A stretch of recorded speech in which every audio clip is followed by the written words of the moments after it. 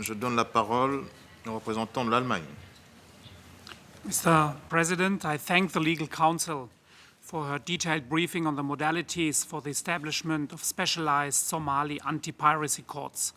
We commend the report for its detailed analysis of legal, administrative and financial implications.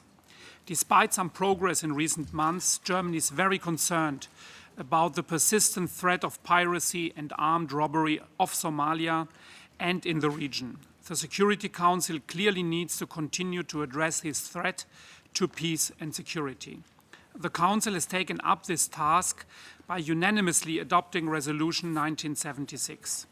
The Security Council and the international community showed unity and resolve, but we do have to step up our efforts. Mr. President, the report of the Secretary General identifies a number of challenges with regard to the establishment of specialized Somali anti-piracy courts and the establishment of an extraterritorial Somali court in a third country in the region.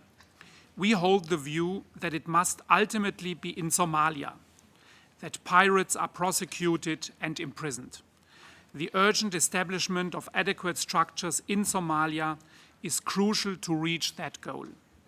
We therefore share the objective to assist the Somali justice system to prosecute piracy suspects in accordance with international standards, in particular fair trial and due process guarantees, and to imprison those convicted in accordance with international human rights standards, thereby enabling states to transfer piracy suspects to Somalia. To this effect, we would like to encourage all countries to continue their efforts and commitments in this respect. We appreciate the efforts of neighboring states of Somalia and states in the region like Kenya and Seychelles to contribute to the efforts to prosecute piracy suspects. We believe these efforts need to be further enhanced until the Somali justice system will be able to prosecute the piracy suspects. The activities of the Contact Group on Piracy of Somalia and its trust fund are important and very useful components of these combined efforts.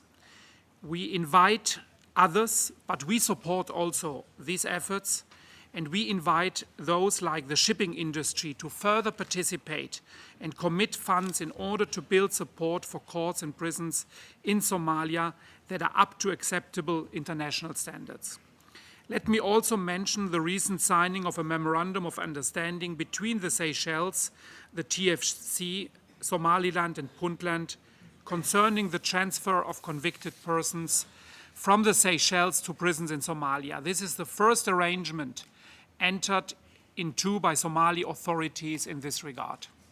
Mr. President, the Secretary General's report describes challenges with regard to the establishment of an extraterritorial Somali specialized anti-piracy court in a third state in the region. We take note of these challenges. The numerous uncertainties show that this option needs further and thorough exploration.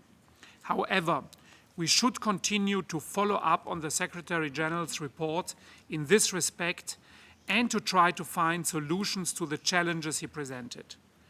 With a view to the financial implications of the eventual establishment of such an extraterritorial court, we take note of the report's finding that it would not be possible at this stage to comment authoritatively on cost figures. We would nevertheless like to underline that any such solution would have to be found within reasonable financial limits. Mr. President, let me conclude by underlining that we are looking forward to constructively continuing cooperation with partners in the Security Council and in the Contact Group. Thank you, Mr. President. Je remercie le représentant de l'Allemagne.